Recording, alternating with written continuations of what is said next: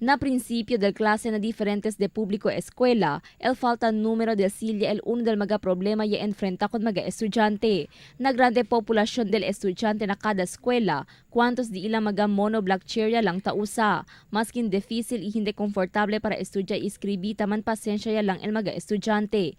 En esta situación, el jefe del Governance and Operations Division del DepEd, Rosario Conturno, ya admiti que monton pa de mga silya el tan necesita el mga eskwela na syudad.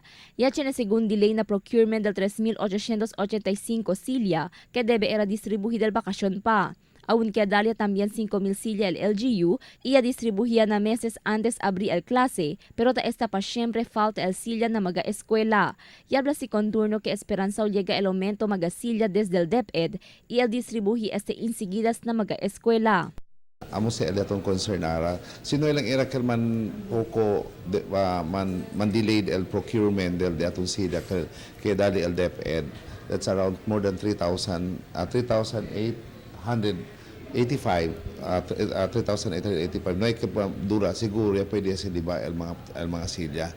Puera na mga silya si Conturno ya admiti que ta esta falta el número de mga classrooms na cuantos eskwela na syudad. Este por causa que no hay más buildable space na cuantos eskwela onde puede hacer levanta nuevo edificio.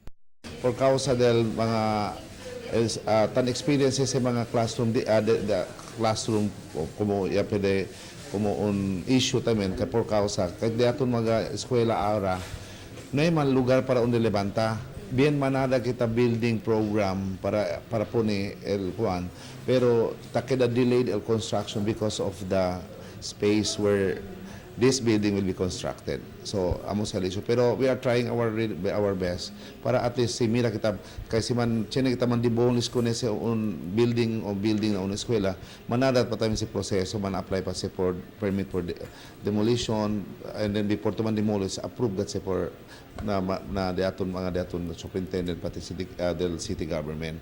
Tadverti ahora el DepEd para el kooperasyon del cada estudyante y maestra na kada eskwela. Pura na mag-mention ng problema, y esta según Pacifico el primer día del klase na mga eskwela na syudad. Crisel Almonia, Dateline Zamboanga.